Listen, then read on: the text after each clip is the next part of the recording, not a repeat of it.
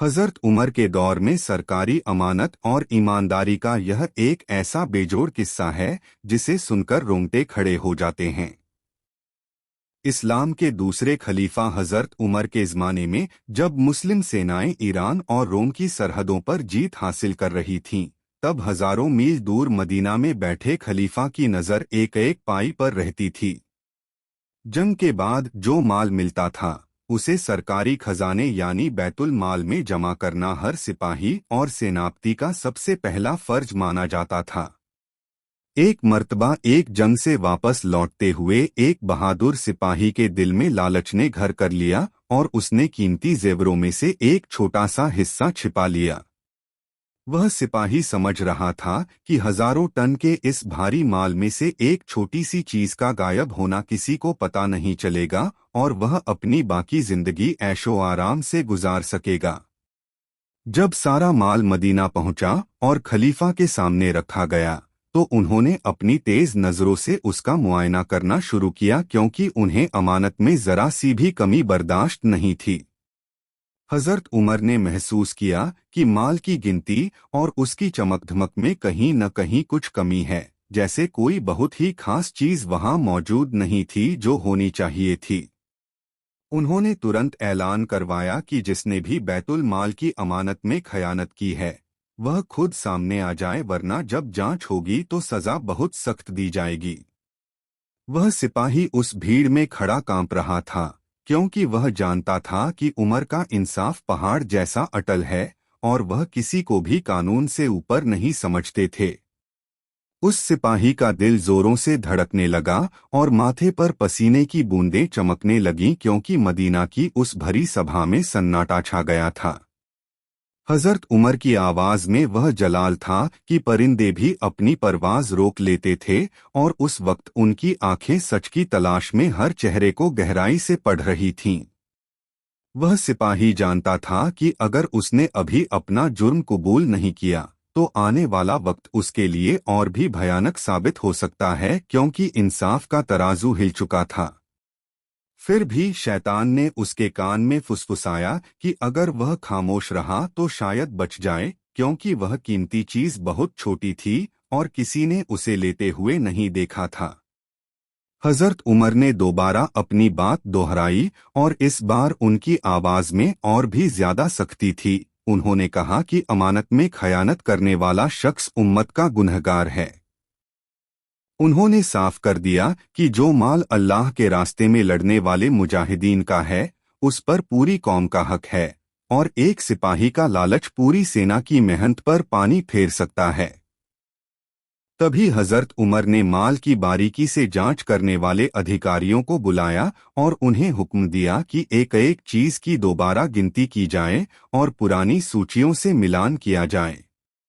उस सिपाही को अब यकीन हो गया था कि घेरा तंग होता जा रहा है और अब उसकी चोरी छिपना नामुमकिन है, क्योंकि सरकारी रिकॉर्ड बहुत ही दुरुस्त रखे जाते थे। जैसे जैसे गिनती आगे बढ़ रही थी उस सिपाही की बेचैनी बढ़ती जा रही थी और वह भीड़ में पीछे की तरफ खिसकने की कोशिश करने लगा ताकि किसी की नज़र उस पर न पड़े। मगर हजरत उमर की मजलिस में अनुशासन इतना सख्त था कि कोई भी बिना इजाजत अपनी जगह से हिल नहीं सकता था, और वह सिपाही अब अपनी ही चालाकी के जाल में पूरी तरह फंस चुका था। खलीफा की पैनी नजरों से बच पाना नामुमकिन था, और जब जांच करने वाले अधिकारियों ने अपनी रिपोर्ट पेश की तो वह सिपाही बुरी तरह टूट गया। उसे समझ आ गया था कि अमानत में की गई छोटी सी खयानत भी हजरत उमर के दौर में एक बहुत बड़ा जुर्म मानी जाती है, जिसे माफ नहीं किया जा सकता। हजरत उमर ने उस सिपाही की तरफ इशारा किया जिसकी आंखों में खौफ साफ नजर आ रहा था, और उसे अपने करीब बुलाकर सख्त लहजे में सवाल किया। उन्होंने पूछा कि आखिर किस मजबूरी या लालच ने उसे इस हद तक गिरा दिया कि उसने खुदा के खौफ को भुलाकर सरकारी खजाने की चीज अपनी जेब में रख ली। सिपाही के पास अब झूठ बोलने का कोई रास्ता नहीं बचा था। वह फौरन खलीफा के कदमों में गिर पड़ा और रोते हुए अपना गुनाह कबूल कर लिया। उसने अपने लिबास के अंदर छिपाई हुई वह कीमती चीज बाहर निकाली, जो एक चमकता हुआ बेशकीमती हार था जिसे उसने ईरान के शाही खजाने से चुराया था। उस हार की चमक देखकर वहां मौजूद लोग हैरान रह गए, लेकिन हजरत उमर के चेहरे पर गुस्से और दुख के बादल छा गए, क्योंकि उन्हें हार की कीमत से ज्यादा सिपाही की नीयत की फिक्र थी। उन्होंने कहा कि जिस हाथ ने मैदान-ए-जंग में दुश्मन की तलवारों का मुकाबला किया था, आज उसी हाथ ने चोरी करके खुद को जलील कर लिया है। मदीना की उस भरी महफिल में सन्नाटा इतना गहरा था कि सिपाही की सिसकियों की आवाज दूर तक सुनाई दे रही थी, और हर शख्स खलीफा के अगले फैसले का इंतजार कर रहा था। हजरत उमर ने उस हार को अपने हाथ में लिया और उसे गौर से देखने लगे, मानो वह यह सोच रहे हों कि इस एक छोटी सी चीज ने एक बहादुर सिपाही के ईमान को कैसे डगमगा दिया। सिपाही बार बार माफी की भीख मांग रहा था और कह रहा था कि यह उसकी पहली गलती है, लेकिन हजरत उमर जानते थे कि अगर आज इसे छोड़ दिया गया तो कल को दूसरे लोग भी सरकारी माल की तरफ हाथ बढ़ाने की हिम्मत करेंगे। उनके लिए इंसाफ का कानून सबके लिए बराबर था, चाहे वह कोई आम आदमी हो या जंग का कोई बड़ा हीरो। हजरत उमर ने उस हार को ऊंचा करके सबको दिखाया और कहा कि यह महज एक जेवर नहीं है, बल्कि यह हजारों यतीमों, बेवाओं और मुसाफिरों का हक है जिसे इस शख्स ने दबाने की कोशिश की। उन्होंने उस सिपाही से पूछा कि क्या उसे वह मंजर याद नहीं जब वह भूख और प्यास की शिद्दत में अल्लाह से फतह की दुआ मांग रहा था, और आज फतह मिलने के बाद वह उसी खुदा को भूल गया। सिपाही के पास इन सवालों का कोई जवाब नहीं था, वह बस जमीन की तरफ नजरें झुकाए खड़ा था और उसके आंसू उसकी दाढ़ी को भिगो रहे थे। हजरत उमर ने बैतुल माल के खजांची को बुलाया और हुक्म दिया कि इस हार को फौरन सरकारी खजाने की सूची में शामिल किया जाए और इसकी पूरी कीमत का अंदाजा लगाया जाए। वहां मौजूद कुछ लोगों के दिलों में सिपाही के लिए रहम पैदा हुआ और उन्होंने खलीफा से गुजारिश की कि चूंकि इसने खुद अपना जुर्म कबूल कर लिया है और माल भी वापस कर दिया है, इसलिए इसे माफ कर दिया जाए। मगर हजरत उमर का चेहरा जलाल से सुर्ख हो गया और उन्होंने फरमाया कि अगर आज रहम के नाम पर कानून को कमजोर किया गया तो कल अमानत का कॉन्सेप्ट ही खत्म हो जाएगा। उन्होंने एक बहुत ही तारीखी बात कही कि हुकूमतें कुफ्र के साथ तो चल सकती हैं, लेकिन नाइंसाफी और खयानत के साथ कभी नहीं टिक सकती। उन्होंने साफ कर दिया कि सिपाही की बहादुरी अपनी जगह है, लेकिन सरकारी माल की हिफाजत एक अलग जिम्मेदारी है जिसमें कोताही की कोई गुंजाइश नहीं है। हजरत उमर ने उसी वक्त तमाम लश्कर के सिपाहियों को एक जगह जमा होने का हुक्म दिया ताकि वह सबके सामने इस मामले का फैसला सुना सकें और इसे आने वाली नस्लों के लिए एक मिसाल बना सकें। सिपाही को अब अपनी सजा का अंदाजा होने लगा था और वह समझ गया था कि दुनिया की कोई भी ताकत उसे उमर के इंसाफ से नहीं बचा सकती। मदीना की गलियों में यह खबर आग की तरह फैल गई कि खलीफा एक ऐसे सिपाही का फैसला करने वाले हैं जिसने जंग के माल में हेराफेरी की है। लोग अपनी दुकानें और काम छोड़ छोड़कर मस्जिद-ए-नबवी के सहन में जमा होने लगे, जहां इंसाफ की वह तराजू लगने वाली थी जिसकी मिसाल पूरी इंसानी तारीख में दोबारा नहीं मिली। मस्जिद के सहन में लोगों का हुजूम बढ़ता जा रहा था और हर तरफ एक अजीब सी खामोशी छाई हुई थी, क्योंकि सब जानते थे कि आज का फैसला तारीख लिखने वाला है। हजरत उमर मिंबर के पास खड़े हुए और उन्होंने अपनी आवाज को बुलंद करते हुए लोगों को अमानत और दयानतदारी की अहमियत के बारे में समझाना शुरू किया। उन्होंने फरमाया कि अमानत सिर्फ धन दौलत का नाम नहीं है, बल्कि वह भरोसा है जो एक कौम अपने रहनुमाओं और सिपाहियों पर करती है। अगर यह भरोसा टूट जाए तो सल्तनत की दीवारें खोखली हो जाती हैं और दुश्मन को हमला करने के लिए किसी हथियार की जरूरत नहीं पड़ती। हजरत उमर ने उस सिपाही को सबके सामने खड़ा किया और जोरदार आवाज में पूछा कि क्या इस्लाम ने हमें यही सिखाया है कि हम अपनी जान की बाजी लगाकर जो माल हासिल करें उसे अपने ही हाथों से नापाक कर दें। सिपाही की गर्दन शर्म से झुकी हुई थी और वह एक शब्द भी नहीं बोल पा रहा था क्योंकि उसके पास अपनी सफाई में कहने को कुछ था ही नहीं। खलीफा ने लश्कर के सेनापति की तरफ देखा और उनसे पूछा कि क्या ट्रेनिंग के दौरान सिपाहियों को यह नहीं बताया गया था कि बैतुल माल की एक सुई भी हराम है। सेनापति ने अदब से सर झुकाकर कहा कि उन्हें सब सिखाया गया था, मगर इंसानी नफ्स का लालच कभी कभी अक्ल पर पर्दा डाल देता है। हजरत उमर ने फैसला सुनाने से पहले एक बार फिर उस हार को हाथ में लिया और उसकी कीमत का ऐलान किया, ताकि लोगों को पता चले कि सिपाही ने कितनी बड़ी अमानत में हाथ डाला था। उन्होंने कहा कि यह हार किसी एक शख्स की मिल्कियत नहीं, बल्कि उन तमाम शहीदों के बच्चों का हक है जिन्होंने इस जंग में अपनी जानें कुर्बान की हैं। वहां मौजूद लोग दंग थे कि हजरत उमर एक एक बारीकी पर कितनी गहराई से नजर रखे हुए हैं और किस तरह वह कौम के माल की हिफाजत कर रहे हैं। अब वह घड़ी आ गई थी जब सजा का ऐलान होना था और हर शख्स की सांसें रुकी हुई थीं कि खलीफा इस बहादुर लेकिन गुनहगार सिपाही के साथ क्या सलूक करेंगे। हजरत उमर ने अपना कोड़ा हाथ में लिया और सिपाही की तरफ कदम बढ़ाया, लेकिन उनकी आंखों में गुस्से के साथ साथ एक गहरा दर्द भी छुपा हुआ था। उन्होंने फरमाया कि अगर मैं तुम्हें आज माफ कर दूं, तो कल कयामत के दिन मैं अपने रब को क्या जवाब दूंगा जब वह मुझसे उन हजारों हकदारों के बारे में पूछेगा जिनका तुमने माल चुराया था। उन्होंने हुक्म दिया कि इस सिपाही को सजा दी जाए ताकि दूसरों को सबक मिले और आइंदा कोई भी सरकारी खजाने की तरफ आंख उठाकर देखने की हिम्मत न करे।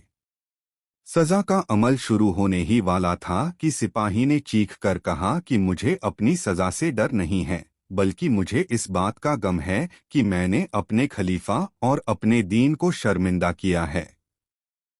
खलीफा की आवाज मस्जिद की दीवारों से टकराकर गूंज रही थी जब उन्होंने कहा कि एक मोमिन कभी धोखेबाज नहीं हो सकता और एक धोखेबाज कभी सच्चा मोमिन नहीं बन सकता।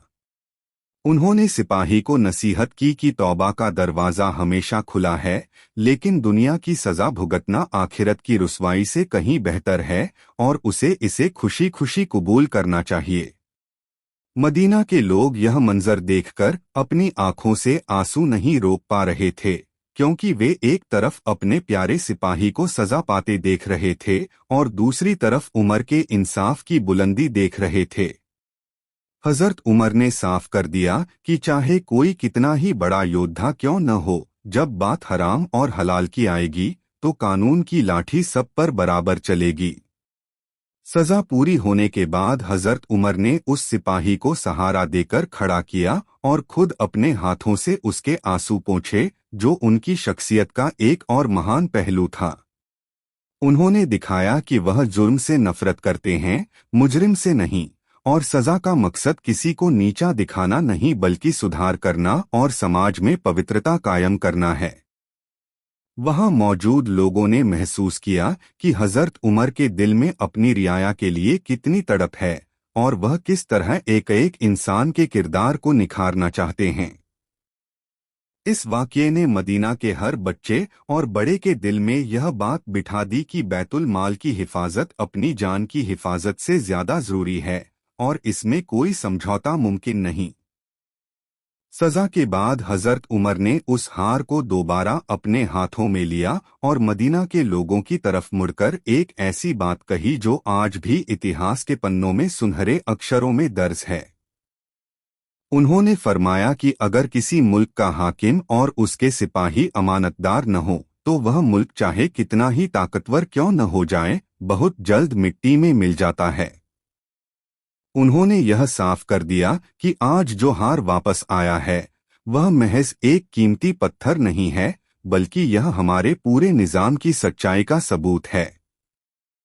अगर आज यह चोरी छिप जाती तो कल कोई सरकारी अफसर लोगों के घरों पर कब्जा करने लगता और परसों कोई सेनापति पूरे मुल्क का खजाना लूटकर भाग जाता, जिससे समाज तबाह हो जाता। हजरत उमर ने बैतुल माल के निगहबानों को सख्त हिदायत दी कि वे अपनी जिम्मेदारी को इबादत समझकर पूरा करें और कभी यह न सोचें कि कोई उन्हें देख नहीं रहा है। उन्होंने जोर देकर कहा कि अल्लाह की आंख हमेशा खुली है और वह उस वक्त भी देख रहा था जब उस अंधेरी कोठरी में इस सिपाही ने अपनी जेब में यह हार छिपाया था। वहां मौजूद लोगों के दिलों में हजरत उमर की यह तकरीर सीधे उतर गई और हर शख्स ने अपने दिल में यह अहद किया कि वह कभी हराम की एक पाई भी अपने घर नहीं ले जाएगा। खलीफा ने फरमाया कि मैं चाहता हूं कि मेरा हर सिपाही मैदान जंग में शेर हो, लेकिन जब वह माले गनीमत के पास हो तो वह एक अमानतदार फरिश्ते की तरह पेश आए। उन्होंने यह भी साफ किया कि अमानत में खयानत करने वाले की दुआएं भी कबूल नहीं होती और उसका जिहाद भी बेमकसद हो जाता है, क्योंकि खुदा सिर्फ पाकीज़ा चीजों को ही पसंद करता है। उस सिपाही ने जब यह सुना तो वह फिर से रो पड़ा, लेकिन इस बार उसके आंसू शर्मिंदगी के नहीं बल्कि सच्ची तौबा और दिल की सफाई के थे, जो उसके किरदार को बदल रहे थे। हजरत उमर का यह रवैया देखकर लोगों को अंदाजा हुआ कि एक रहनुमा को सिर्फ सख्त नहीं होना चाहिए, बल्कि उसे अपनी कौम की रूहानी तरबियत का भी ख्याल रखना चाहिए। उन्होंने उस दिन सिर्फ एक चोरी नहीं पकड़ी थी, बल्कि मदीना की पूरी रियाया को ईमानदारी का वह सबक सिखा दिया था जो सदियों तक दुनिया के लिए एक मिसाल बना रहना था। हजरत उमर ने इसके बाद तमाम आला अफसरों और सिपहसालारों की एक गुप्त मीटिंग बुलाई ताकि इस तरह की घटनाओं को जड़ से खत्म करने के लिए ठोस कदम उठाए जा सकें। उन्होंने आदेश दिया कि हर सिपाही की घर वापसी पर उसके सामान की वैसी ही तलाशी ली जाएगी जैसी कि किसी दुश्मन की ली जाती है, ताकि किसी के मन में शक की गुंजाइश न रहे। उन्होंने इस बात पर जोर दिया कि अगर लीडर खुद ईमानदार होगा, तभी उसके नीचे काम करने वाले लोग ईमानदारी का रास्ता अपनाएंगे और खयानत से दूर रहेंगे। खलीफा ने अपनी मिसाल देते हुए कहा कि अगर मैं खुद बैतुल माल से अपनी जरूरत से एक दिरहम ज्यादा ले लूं, तो तुम सबको पूरा हक है कि मेरा हाथ पकड़ लो और मुझसे हिसाब मांगो। मदीना के प्रशासन में उन्होंने एक नया विभाग बनाया जिसका काम सिर्फ सरकारी संपत्तियों की निगरानी करना और हर छोटे बड़े खर्चे का हिसाब जनता के सामने रखना था। उन्होंने साफ कर दिया कि पारदर्शिता ही वह रास्ता है जिससे भ्रष्टाचार को रोका जा सकता है और समाज के हर तबके को उसका जायज हक बिना किसी सिफारिश के मिल सकता है। हजरत उमर ने उस दिन यह कानून भी बनाया कि किसी भी सरकारी अधिकारी को तब तक पद पर नहीं रखा जाएगा जब तक कि उसकी निजी संपत्ति का पूरा ब्यौरा दर्ज न कर लिया जाए। यह दुनिया के इतिहास में अपनी तरह का पहला ऐसा कानून था जिसने जवाबदेही के एक नए युग की शुरुआत की और लोगों के मन से असुरक्षा की भावना को पूरी तरह खत्म कर दिया। उन्होंने अधिकारियों को चेतावनी दी कि वे अपनी शानो-शौकत के लिए सरकारी खजाने का इस्तेमाल न करें, वरना उनका हश्र भी उसी सिपाही जैसा होगा जिसने लालच में आकर अपनी इज्जत गंवाई। उनकी इन सख्त हिदायतों ने प्रशासन के अंदर एक ऐसा अनुशासन पैदा कर दिया कि लोग सरकारी अमानत को आग के अंगारे की तरह समझने लगे जिसे छूना भी गुनाह था।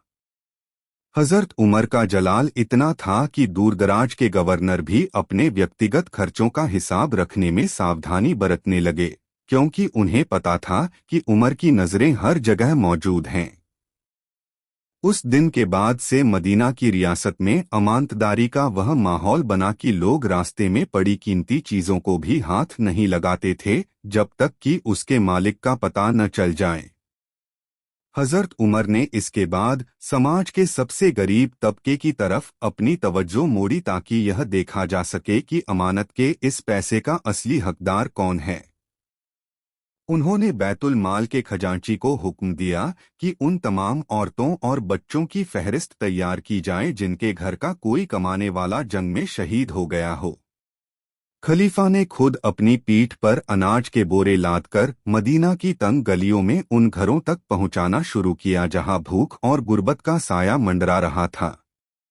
जब उनके साथियों ने कहा कि अमीरुल मोमिनीन यह काम हम कर देते हैं, तो उन्होंने जवाब दिया कि क्या कयामत के दिन मेरा बोझ तुम उठाओगे। वह सिपाही जिसने खयानत की थी, जब उसने हजरत उमर को इस तरह मेहनत करते और अवाम की खिदमत करते देखा, तो उसे अपने किए पर और भी ज्यादा शर्मिंदगी महसूस हुई। उसने देखा कि जिस खजाने से उसने चोरी की थी, उसका एक एक दाना हकीकत में किसी बेसहारा बच्चे की भूख मिटाने के लिए था, जिसे उसने अपने लालच की भेंट चढ़ा दिया था। हजरत उमर ने ऐलान किया कि इस्लामी रियासत में कोई भी शख्स भूखा नहीं सोएगा, और अगर दरियाए फरात के किनारे कोई कुत्ता भी भूख से मर गया, तो उसका हिसाब उमर से लिया जाएगा। यह खौफ खुदा और अपनी जिम्मेदारी का एहसास ही था जिसने उन्हें दुनिया का सबसे ताकतवर और इंसाफ पसंद हुक्मरान बना दिया था। उन्होंने सरकारी अफसरों को यह भी हिदायत दी कि वे अपने दरवाजे हर वक्त आम जनता के लिए खुले रखें और किसी भी गरीब की फरियाद को अनसुना न करें। उन्होंने साफ कर दिया कि हुकूमत का असल मकसद लोगों पर राज करना नहीं, बल्कि उनकी सेवा करना और उनके जानमाल की हिफाजत को यकीनी बनाना है। इस वाक़ये के बाद मदीना में एक नई रूह फूंक दी गई, जहां हर शख्स एक दूसरे की अमानत का रखवाला बन गया और लालच की जगह ईसार ने ले ली। हजरत उमर की इन कोशिशों ने एक ऐसी मिसाली रियासत की बुनियाद रखी जहां इंसाफ सिर्फ किताबों में नहीं, बल्कि लोगों के रोजमर्रा के अमल में नजर आता था। हजरत उमर की सख्ती सिर्फ दूसरों के लिए नहीं थी, बल्कि उन्होंने अपने परिवार और रिश्तेदारों के लिए कानून को और भी ज्यादा कड़ा कर रखा था। उन्होंने अपने घर वालों को साफ तौर पर चेतावनी दे रखी थी कि अगर उनमें से किसी ने भी सरकारी अमानत का गलत फायदा उठाने की कोशिश की, तो उसे आम आदमी से दोगुनी सजा दी जाएगी। एक बार उनके बेटे ने बैतुल माल के कुछ ऊंटों के साथ अपने ऊंट चरा दिए ताकि वे ज्यादा सेहतमंद हो सकें, तो हजरत उमर ने उसे भी नहीं बख्शा।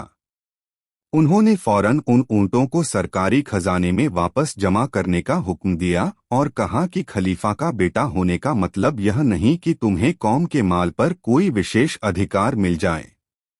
उनका मानना था कि जब तक हुक्मरान का अपना दामन साफ नहीं होगा, तब तक वह जनता को ईमानदारी का सबक नहीं सिखा सकता और न ही उन पर शासन कर सकता है। वह अक्सर रात के अंधेरे में वेश बदलकर मदीना की गलियों का चक्कर लगाते थे ताकि यह देख सकें कि कोई सरकारी मुलाजिम किसी गरीब पर जुल्म तो नहीं कर रहा। हजरत उमर की इस निगरानी का नतीजा यह हुआ कि पूरे साम्राज्य में भ्रष्टाचार का नामो निशान मिट गया और लोग सरकारी संपत्ति को अपनी जान से ज्यादा कीमती समझने लगे। उन्होंने गवर्नरों को हुक्म दे रखा था कि वे अपनी जिंदगी सादगी से गुजारे और रेशमी कपड़े या कीमती सवारियों से परहेज करें ताकि वे आम जनता के करीब रह सकें। अगर किसी गवर्नर के बारे में यह शिकायत आती कि उसने अपने घर के बाहर दरबान खड़ा कर दिया है, तो हजरत उमर उसे फौरन पद से हटा देते थे। उनका कहना था कि जनता और उनके प्रतिनिधि के बीच कोई पर्दा नहीं होना चाहिए, क्योंकि अमानतदारी का पहला उसूल पहुंच और पारदर्शिता ही है। मदीना की उस छोटी सी बस्ती से शुरू हुआ यह इंसाफ का सिलसिला धीरे धीरे पूरी दुनिया में फैल गया और हजरत उमर का नाम अमानत का पर्याय बन गया। उस सिपाही के वाक़ये ने यह साबित कर दिया था कि जहां उमर जैसा निगहबान मौजूद हो, वहां अंधेरा कभी भी रोशनी पर हावी नहीं हो सकता और हक हमेशा जीतता है। हजरत उमर के इंसाफ की गूंज जब चारों तरफ फैली, तो रोम और ईरान के बड़े बड़े बादशाह भी उनके नाम से कांपने लगे, क्योंकि वे जानते थे कि उमर को खरीदा नहीं जा सकता। अमानतदारी का यह आलम था कि एक बार जब मुल्क के खजाने में कुछ बेहतरीन शहद आया, तो हजरत उमर की तबीयत खराब होने पर भी उन्होंने उसे हाथ नहीं लगाया।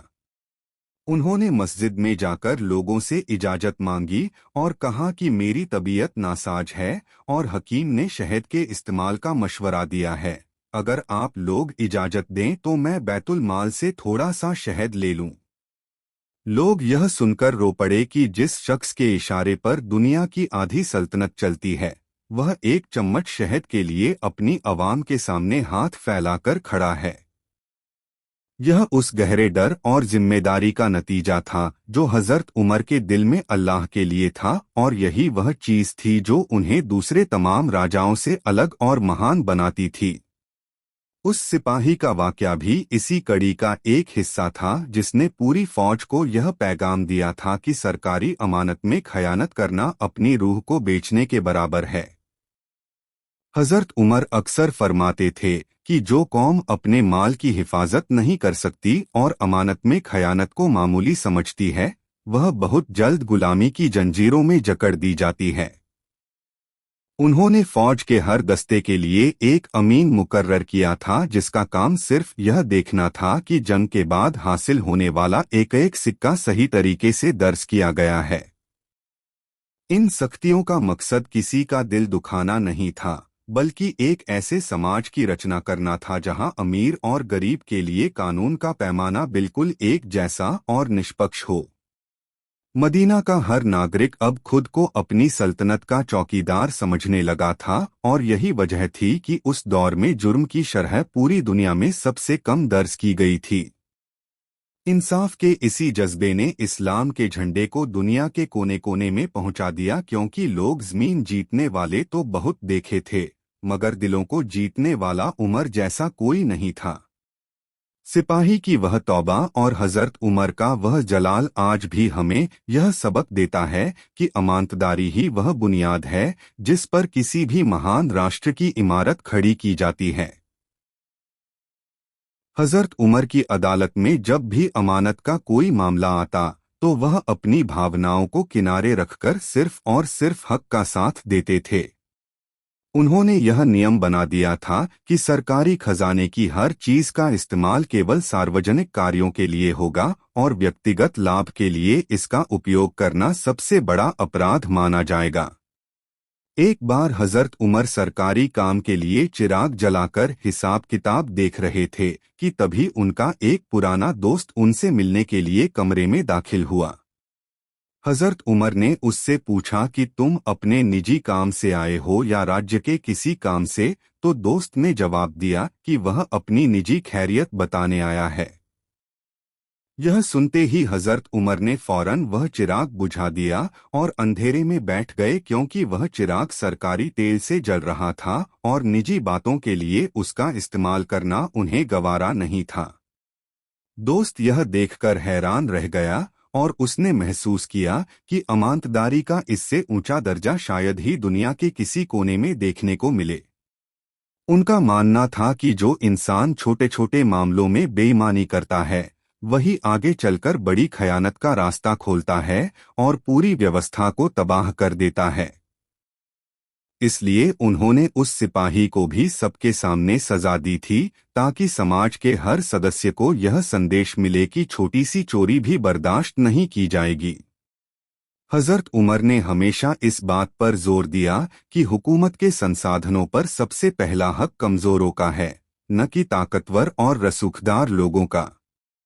उन्होंने अपने जीवन के अंत तक इसी उसूल का पालन किया और अपनी मृत्यु के समय भी उनके पास अपनी कोई निजी संपत्ति नहीं थी, क्योंकि उन्होंने सब कुछ जनता की सेवा में लगा दिया था।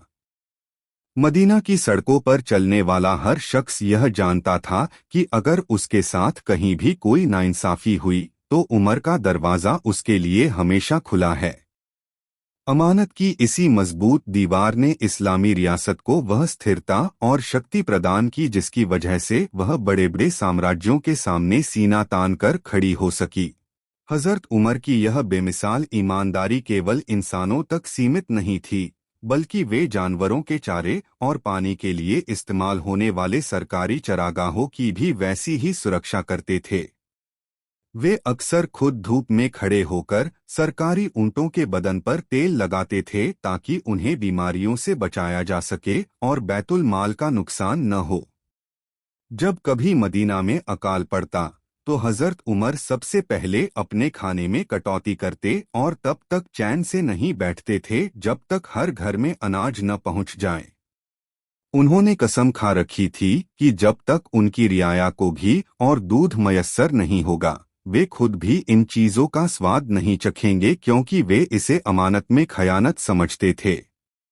उस सिपाही का वाकया जिसने हार चुराया था अब पूरे अरब में एक मिसाल बन चुका था और लोग अपनी चीजें सड़कों पर छोड़ देते थे पर किसी की हिम्मत नहीं होती थी कि उसे हाथ लगाए।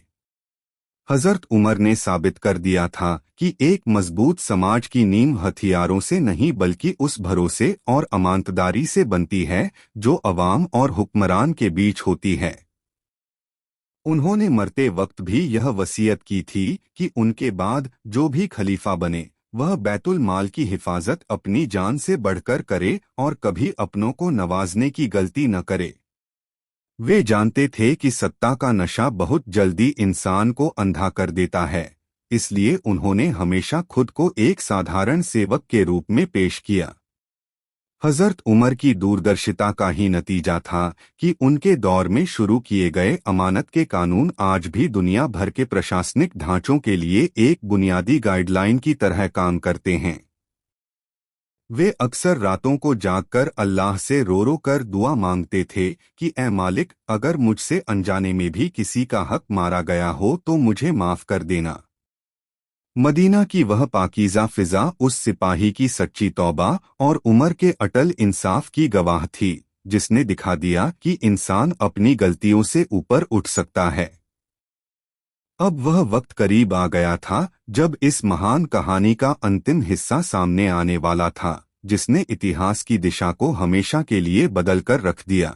हजरत उमर के इंसाफ और अमानतदारी की यह कहानी हमें उस मुकाम पर ले आती है जहां इंसान का किरदार फरिश्तों से भी बुलंद नजर आने लगता है। उस सिपाही ने अपनी सजा काटने के बाद बाकी की जिंदगी इतनी ईमानदारी और नेकी से गुजारी कि वह मदीना के सबसे भरोसेमंद लोगों में गिना जाने लगा, क्योंकि उमर के इंसाफ ने उसे सिर्फ सजा नहीं दी थी बल्कि उसकी रूह की सफाई कर दी थी। इतिहास गवाह है कि हजरत उमर ने अपने पूरे शासनकाल में कभी भी बैतुल माल का एक भी पैसा अपनी जात पर खर्च नहीं किया और जब उनके इंतकाल का वक्त आया तो उन पर कुछ कर्ज था। उन्होंने वसीयत की कि उनकी निजी जायदाद बेचकर वह कर्ज अदा किया जाए ताकि वे अपने रब के सामने इस हाल में पेश हों कि कौम की एक पाई भी उनके जिम्मे न रहे। उनके जाने के बाद जब लोगों ने उनके सादे लिबास और फटे हुए जूतों को देखा तो सबकी आंखों में आंसू थे, क्योंकि दुनिया का सबसे बड़ा सुल्तान अपने पीछे कोई महल नहीं बल्कि इंसाफ की एक महान विरासत छोड़ गया था। वह सिपाही जिसके पास कभी वह कीमती हार था वह भी उस जनाजे में मौजूद था और जार जार रो रहा था, क्योंकि उसने आज अपना वह रहनुमा खो दिया था जिसने उसे अंधेरे से निकालकर रोशनी दिखाई थी। हजरत उमर की जिंदगी का यह वाकया आज भी हर उस शख्स के लिए मशाल-ए-राह है जो किसी भी जिम्मेदारी के पद पर बैठा है और जिसके पास दूसरों की अमानत मौजूद है।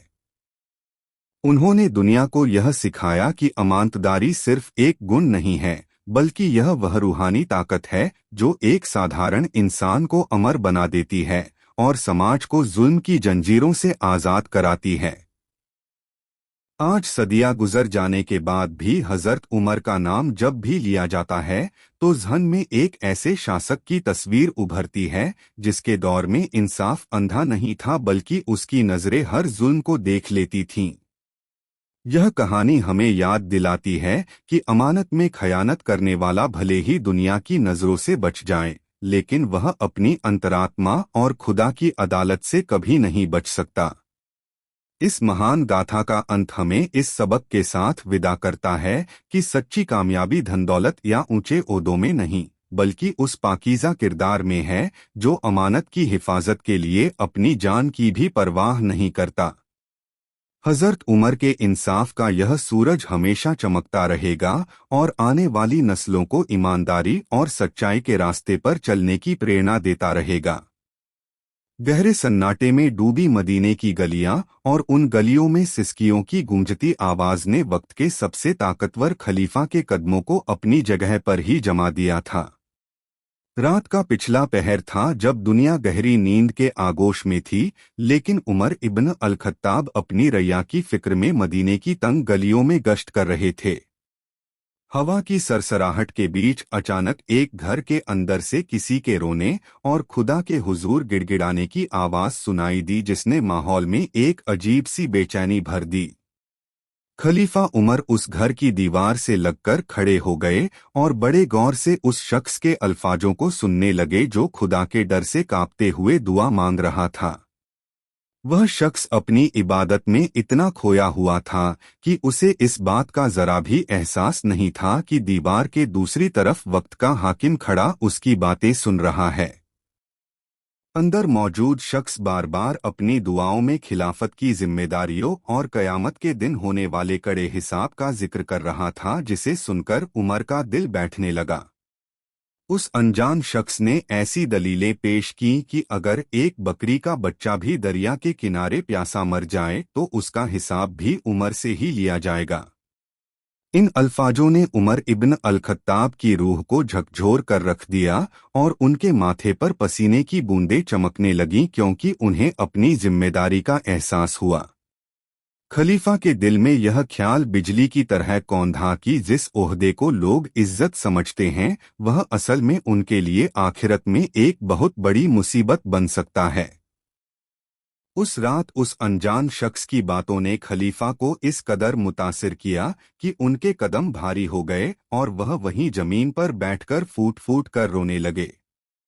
उनके मन में पहली बार यह ख्याल आया कि काश वह इस खिलाफत की जिम्मेदारी से आज़ाद होते और उन्हें कभी इस भारी बोझ को अपने कंधों पर उठाना ही न पड़ता। वह अनजान शख्स असल में हजरत अबू बकर सिद्दीक के घराने का एक मुत्तकी इंसान था, जिसकी रूहानी बातों ने उमर को अपनी खिलाफत छोड़ने पर मजबूर कर दिया था। सन्नाटे को चीरती हुई उस शख्स की सिसकियां उमर के कानों में बार बार यही कह रही थीं कि हुकूमत करना कोई खेल नहीं बल्कि आग का एक दरिया है जिसे पार करना है।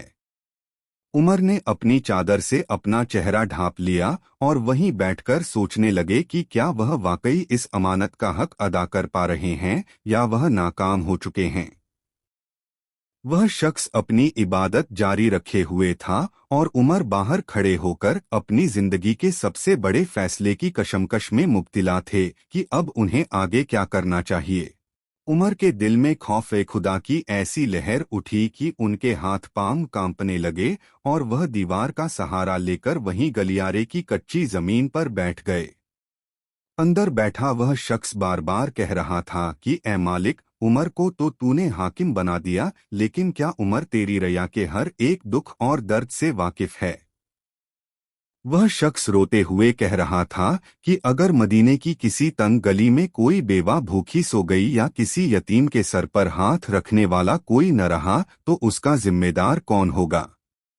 खलीफा उमर, जो अपनी बहादुरी और जलाल के लिए जाने जाते थे, उस वक्त एक छोटे बच्चे की तरह सुबक रहे थे, क्योंकि उन्हें अपनी आखिरत की फिक्र सताने लगी थी।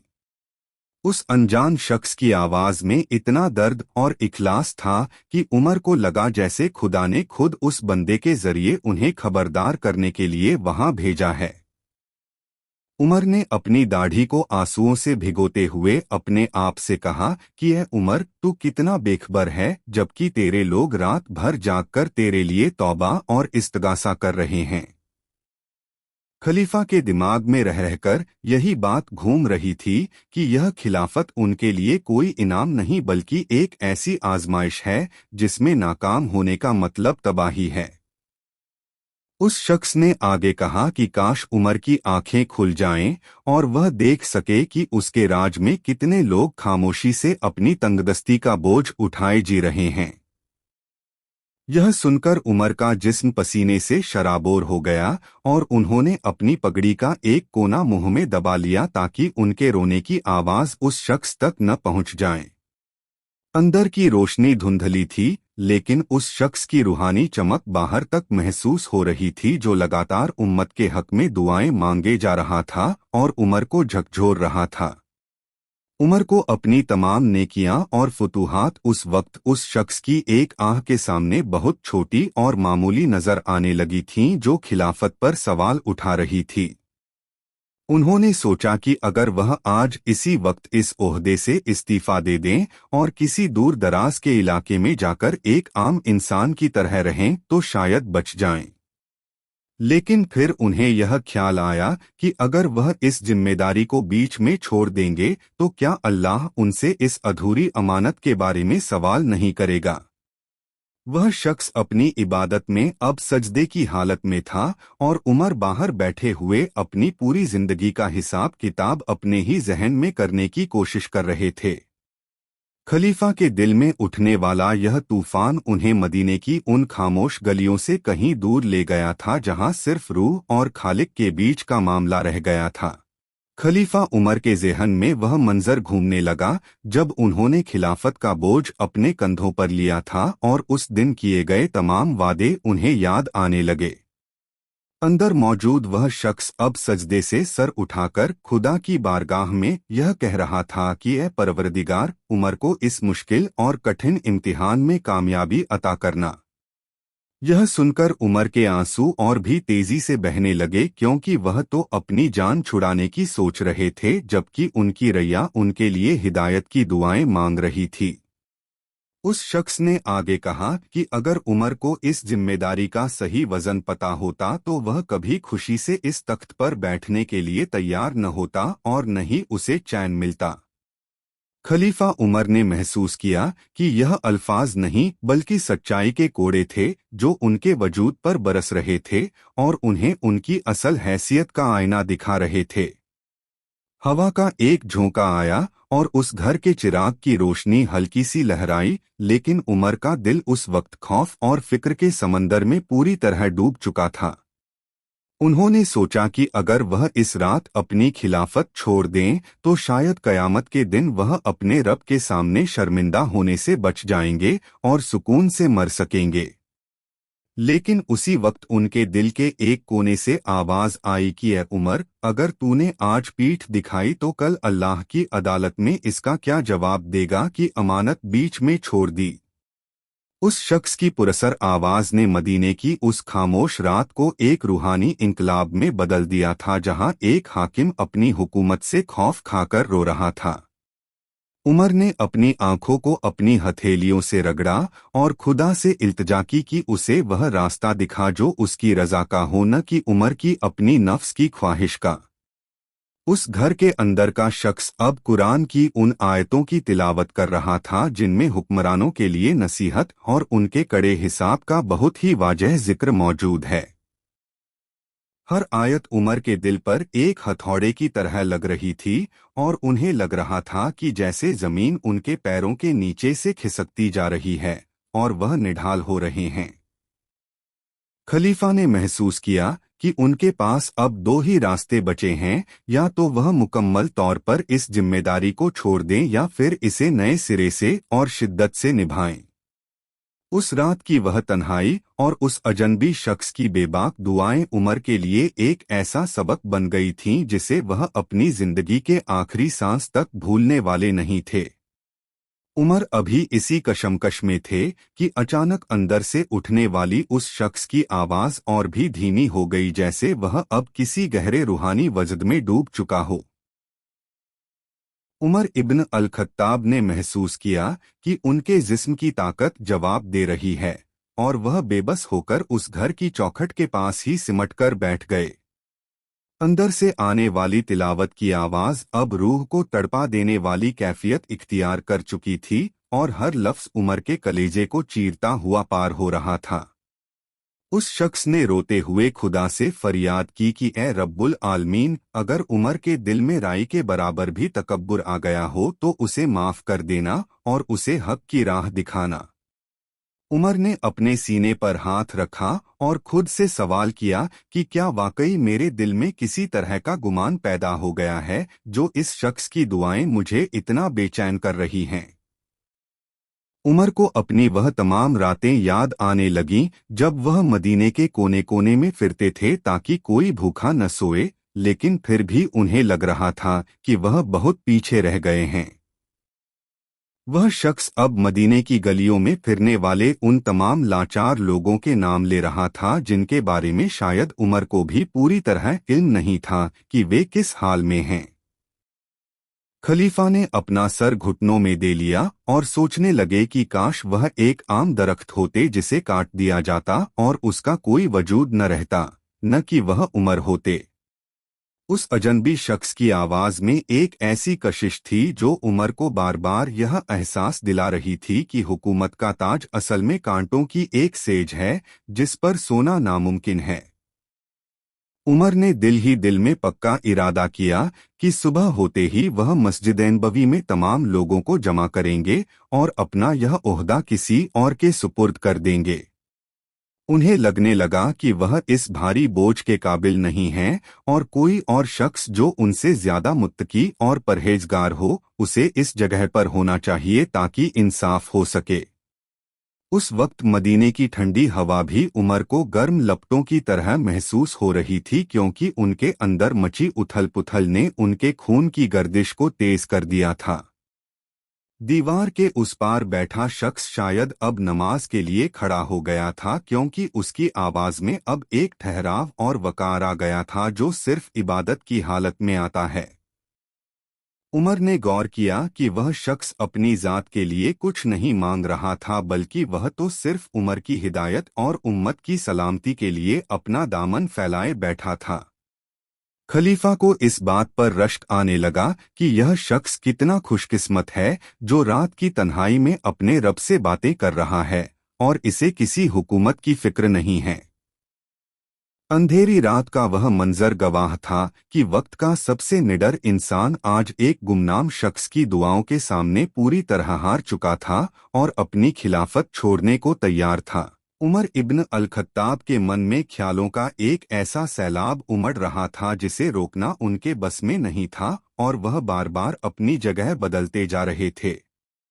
अंदर मौजूद उस शख्स ने अब बड़े ही दर्दनाक लहजे में रोते हुए कहा कि ए अल्लाह, उमर को उस दिन की रुसवाई से बचा लेना जब न माल काम आएगा और न ही यह औलाद। उसने आगे कहा कि अगर आज उमर सो गया और मदीने का कोई यतीम भूखा रह गया तो कल अर्श वाले के सामने उमर के पास क्या दलील होगी और वह क्या मुंह दिखाएगा। इन कड़वे और सच्चे अल्फाजों ने उमर के सीने में जैसे आग लगा दी और उन्हें महसूस हुआ कि उनकी तमाम रात की गश्त भी शायद इस जिम्मेदारी के लिए नाकाफी है। खलीफा उमर ने अपनी आंखें बंद की तो उन्हें वह मंजर दिखाई दिया जब हजरत अबू बकर ने उनके हाथ में इस उम्मत की कमान सौंपी थी और उन्हें अपना जानशीन बनाया था। उमर ने सोचा कि अगर आज वह इस जिम्मेदारी से पीछे हट जाते हैं तो क्या वह अपने उस अजीम साथी और उम्मत के पहले खलीफा की अमानत में खयानत के गुनहगार नहीं होंगे। उस घर के अंदर से अब सुबकने की आवाजें तेज हो गई थीं और वह शख्स कह रहा था कि उमर तो सिर्फ एक इंसान है, आखिर वह कितना और कैसे इस पूरी दुनिया का बोझ उठाएगा। उसने खुदा से दुआ की कि या रब, उमर पर रहम कर और उसे ऐसे साथी अता कर जो उसे गलती करने पर टोक सकें और उसे सही रास्ता दिखाने में उसकी मदद कर सकें। उमर को अपनी वह तमाम सख्ती याद आने लगी जो वह अक्सर लोगों के साथ बरतते थे ताकि निज़ाम कायम रहे, लेकिन आज उन्हें वह सख्ती अपनी जात पर बोझ लगने लगी थी। उन्हें लगा कि शायद वह लोगों के साथ बहुत ज्यादा सख्त हैं और इसीलिए खुदा ने इस शख्स के जरिए उन्हें यह पैगाम भेजा है कि हुकूमत सिर्फ जलाल से नहीं बल्कि जमाल से चलती है। खलीफा के दिमाग में यह बात बैठ गई थी कि सुबह का सूरज निकलने से पहले उन्हें कोई बड़ा फैसला लेना होगा वरना यह फिक्र उन्हें अंदर ही अंदर जलाकर राख कर देगी। उमर ने गौर किया कि उस शख्स की दुआओं में कहीं भी उसके अपने लिए कोई लालच नहीं था, वह तो सिर्फ उमर की आखिरत और उम्मत के मुस्तकबिल के लिए रो रहा था। दीवार से टिके हुए उमर ने महसूस किया कि उनके कपड़े पसीने से भीग चुके हैं और उनके दिल की धड़कनें इतनी तेज हैं कि उन्हें खुद अपने कानों में सुनाई दे रही थीं। उस शख्स ने अब कुरान की एक ऐसी आयत पढ़ी जिसमें अमानतदारों की जिम्मेदारी का जिक्र था, जिसे सुनकर उमर के बदन में एक सिहरन सी दौड़ गई और वह कांप उठे। रात का अंधेरा अब अपनी चरम सीमा पर था और उमर इब्न अल-खत्ताब उस गुमनाम शख्स की सदाओं के बीच अपनी खिलाफत और अपनी हस्ती को पूरी तरह भुला चुके थे। खलीफा उमर के दिल में बार बार यह ख्याल दस्तक दे रहा था कि क्या वह वाकई इस अजीम और मुकद्दस ओहदे के काबिल हैं या फिर वह सिर्फ अपनी जान को जोखिम में डाल रहे हैं। अंदर मौजूद उस अनजान शख्स ने अब बहुत ही धीमी और पुरदर्द आवाज में कहना शुरू किया कि ए मेरे मालिक, तू जानता है कि उमर की नीयत में कोई खोट नहीं है और वह सच्चा है। उसने आगे कहा कि लेकिन ए परवरदिगार, नियत का साफ होना काफी नहीं है, क्योंकि जब हुकूमत का तराजू हाथ में हो तो एक छोटी सी चूक भी जहन्नुम के दरवाजे खोल सकती है। यह बात सुनकर उमर इब्न अल-खत्ताब ने अपना सर दीवार से मार लिया और उनकी सिसकियां भी अब बेकाबू होने लगी थीं क्योंकि उन्हें अपनी तमाम कमियां नजर आने लगी थीं। खलीफा ने सोचा कि मदीने के लोग तो उन्हें एक सख्त और मजबूत इंसान समझते हैं, लेकिन इस वक्त वह उस शख्स की बातों के सामने एक मामूली तिनके की तरह बिखर रहे थे। उस शख्स ने खुदा से गुजारिश की कि या अल्लाह, उमर को वह ताकत और हिकमत अता कर कि वह अपनों और बेगानों के बीच फर्क किए बिना सिर्फ और सिर्फ इंसाफ का साथ दे सके। उमर को अपनी वह रातें याद आईं जब वह अंधेरे में ऊंटों की पीठ पर अनाज की बोरियां लादकर गरीबों के घर पहुंचाते थे, लेकिन फिर भी उन्हें लग रहा था कि वह हक अदा नहीं कर पाए। उन्होंने महसूस किया कि उस शख्स की दुआएं उनके जख्मों पर नमक की तरह लग रही थीं, जो उन्हें बार बार यह एहसास दिला रही थीं कि अभी बहुत कुछ करना बाकी रह गया है। खलीफा उमर के जहन में यह सवाल बार बार उठ रहा था कि यह अनजान शख्स कौन है जो रात के सन्नाटे में मेरे लिए इस कदर फिक्रमंद है और मेरी आखिरत के लिए रो रहा है। वह शख्स अब सजदे में गिरकर अल्लाह की तस्बीह बयान कर रहा था और उमर बाहर बैठे हुए अपनी खिलाफत के एक एक दिन का हिसाब अपने जहन के पर्दे पर दोहरा रहे थे। रात की खामोशी में उस शख्स के सांस लेने की आवाज भी अब साफ सुनाई दे रही थी और उमर को लग रहा था कि जैसे वह शख्स उनके अंदर के छिपे हुए खौफ को देख रहा है। उमर ने तय किया कि वह अब और ज्यादा देर यहाँ नहीं रुकेंगे क्योंकि उनके अंदर का तूफान उन्हें मस्जिद की तरफ खींच रहा था ताकि वह खुदा के सामने अपना सर झुका सकें। लेकिन उनके पैर जैसे जमीन में धंस गए थे और वह उस रूहानी गुफ्तगू को अधूरा छोड़कर जाने की हिम्मत नहीं जुटा पा रहे थे जो उनके ईमान को ताज़ा कर रही थी। उस शख्स ने सजदे से सर उठाते ही कुरान की वह आयत पढ़ी जिसमें फरमाया गया है कि हर नफ्स को मौत का मजा चखना है और फिर तुम्हें हमारे पास ही लौटकर आना है। उमर के कानों में यह आयत किसी कयामत की घंटी की तरह गूंजी और उन्हें लगा कि जैसे उनकी जिंदगी की मोहलत अब खत्म होने वाली है और वह अभी तक अनभिज्ञ हैं। उमर इब्न अल-खत्ताब के दिल में अब यह ख्याल पुख्ता होने लगा था कि वह सुबह होते ही मदीने के लोगों को इकट्ठा करेंगे और उनसे कहेंगे कि अपना नया खलीफा चुन लो। अंदर मौजूद वह शख्स अब बहुत ही आजिजी के साथ दुआ कर रहा था कि ए खुदा, अगर उमर से कभी किसी का हक छिन गया हो तो उसे दुनिया में ही उसका बदला चुकाने की तौफीक दे। उसने आगे कहा कि या रब, कहीं ऐसा न हो कि कयामत के दिन लोग उमर का दामन पकड़ लें और उमर के पास देने के लिए अपनी नेकियां भी कम पड़ जाएं और वह खाली हाथ रह जाएं। खलीफा उमर ने जब यह सुना तो उनकी रूह कांप गई और उन्होंने महसूस किया कि उनके कंधों पर रखा हुआ खिलाफत का यह लिबास अब उनके लिए किसी जलते हुए कफन से कम नहीं है। उमर ने अपनी दाढ़ी को मुट्ठी में भींचा और आसमान की तरफ देखकर कहा कि ए मेरे मालिक, तू गवाह रहना कि उमर ने हमेशा तेरी रजा चाही, लेकिन यह बोझ अब बहुत भारी हो गया है। उस घर के अंदर का चिराग अब बुझने के करीब था, लेकिन उस शख्स की बातों की रोशनी उमर के अंधेरे जहन को मुकम्मल तौर पर रोशन कर रही थी और उन्हें सच दिखा रही थी। उस शख्स ने खुदा से इल्तिजा की कि ए अल्लाह, उमर को उन चापलूसों और दुनियादारों से बचाकर रखना जो उसे हक की बात बताने के बजाय उसकी झूठी तारीफों के पुल बांधते हैं। उमर को अपने आसपास के कुछ लोग याद आने लगे और उन्हें लगा कि वाकई हुकूमत के साथ आने वाली शोहरत इंसान को हकीकत से दूर कर देती है और उसे गुमराह कर सकती है। खलीफा ने सोचा कि यह गुमनाम शख्स जो मेरे लिए इतनी कीमती दुआएं मांग रहा है, यह यकीनन कोई आम इंसान नहीं बल्कि खुदा का कोई बहुत ही खास और नेक बंदा है। उस शख्स की आवाज अब और भी पुरवकार हो गई थी और वह कह रहा था कि ए अल्लाह, उमर को वह जज्बा अता कर कि वह अपने महल से निकलकर खाक पर सोने वाला हाकिम बना रहे। उमर को अपना वह फटा हुआ कुर्ता याद आया जिसमें कई पैबंद लगे हुए थे, लेकिन फिर भी उन्हें लग रहा था कि शायद वह अभी भी बहुत ज्यादा शानो शौकत वाली जिंदगी जी रहे हैं। खलीफा के जहन में यह कशमकश जारी थी कि क्या वह अपनी जिम्मेदारियों से भाग रहे हैं या वाकई वह इस काबिल नहीं हैं कि इतनी बड़ी उम्मत की नया को पार लगा सकें। उस शख्स ने अब अपनी नमाज मुकम्मल की और कुरान को चूमकर एक तरफ रखा, जिसकी आवाज उमर ने बाहर की दीवार से कान लगाकर साफ साफ सुनी और वह और करीब हो गए।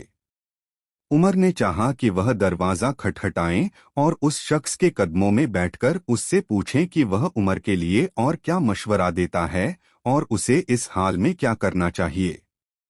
मगर उनके हाथ रुक गए क्योंकि वह नहीं चाहते थे कि उस शख्स की इबादत के खलल का कारण बने या वह शख्स उमर को पहचानकर अपनी असल बात कहने से झिझकने लगे। उमर इब्न अल-खत्ताब के दिल में अब बेचैनी अपनी हद पार कर चुकी थी और वह इस सोच में डूबे थे कि क्या वाकई कोई दूसरा शख्स इस अमानत को उनसे बेहतर संभाल सकता है। अंदर मौजूद उस शख्स ने अब अपनी चादर लपेटी और बहुत ही धीमी आवाज में अपने आप से मुखातिब होकर कहा कि ए उमर के खुदा, तू उमर का मददगार और निगहबान बन जा। उसने आगे कहा कि अगर आज उमर टूट गया तो यह उम्मत बिखर जाएगी और अगर उमर राहे हक से भटक गया तो कयामत तक आने वाली नस्लें गुमराह हो जाएंगी और तबाह होंगी। यह सुनकर उमर के कदम जो अब तक खिलाफत छोड़ने की तरफ बढ़ रहे थे, अचानक रुक गए और उन्हें महसूस हुआ कि यह भागना नहीं बल्कि अपनी जिम्मेदारी से गद्दारी होगी। खलीफा उमर ने सोचा कि अगर वह इस डर से मैदान छोड़ देंगे कि हिसाब कड़ा होगा, तो क्या वह उस अल्लाह को जवाब दे पाएंगे जिसने उन्हें इस मकाम के लिए खुद चुना था।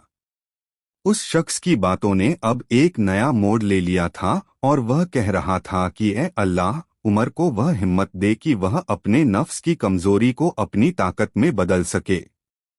उमर को अपनी वह तमाम रातें याद आईं जब उन्होंने मदीने की हिफाजत के लिए अपनी नींद कुर्बान की थी और उन्हें एहसास हुआ कि यह कुर्बानी बेकार नहीं जा सकती। उस अनजान शख्स ने अब घर का दरवाज़ा धीरे से खोला ताकि वह बाहर की ताज़ी हवा ले सके और उमर फौरन एक साये की तरह पीछे हट गए ताकि वह नजर न आ सकें। अंधेरे में उस शख्स का चेहरा पूरी तरह साफ नहीं था, लेकिन उसके वजूद से टपकने वाला तकवा और परहेजगारी उमर को दूर से ही अपनी गिरफ्त में ले रही थी और झकझोर रही थी। उमर ने देखा कि वह शख्स अपनी दहलीज पर खड़ा होकर आसमान के सितारों को देख रहा था और उसके चेहरे पर एक ऐसा सुकून था जो सिर्फ खुदा के बंदों को ही नसीब होता है। खलीफा ने महसूस किया कि इस शख्स की दुआओं ने उनके अंदर के डर को खत्म नहीं किया बल्कि उस डर को अल्लाह की मोहब्बत और जिम्मेदारी के एहसास में बदल दिया है। उमर के जहन में अब यह साफ हो गया था कि खिलाफत छोड़ना कोई हल नहीं है, बल्कि इस जिम्मेदारी को खुदा के डर के साथ और ज्यादा बेहतर तरीके से निभाना ही असल कामयाबी है। उस शख्स ने एक ठंडी आह भरी और बुदबुदाया कि काश उमर को पता चल जाए कि उसके पीछे रोने वाले और उसके हक में दुआ करने वाले कितने लोग आज भी जिंदा हैं। उमर की आंखों से फिर आंसू बहने लगे, लेकिन इस बार यह आंसू कमजोरी के नहीं बल्कि उस मोहब्बत के थे जो उन्हें अपनी रया और अपने रब के लिए महसूस हो रही थी। उस शख्स ने दरवाज़ा वापस बंद कर लिया और अंदर की रोशनी पूरी तरह खत्म हो गई, लेकिन उमर के दिल में उम्मीद का एक नया चिराग जल चुका था जो अब बुझने वाला नहीं था। उमर इब्न अल-खत्ताब ने अंधेरे में अपना हाथ दीवार पर टिकाया और खुद को संभालने की कोशिश की, क्योंकि उनके दिमाग का बोझ अब रूहानी सुकून में बदल रहा था। अंदर से अब उस शख्स के कदमों की आहट सुनाई दे रही थी, जो शायद बिस्तर की तरफ बढ़ रहा था ताकि सुबह की नमाज से पहले कुछ देर आराम कर सके और खुद को थका सके।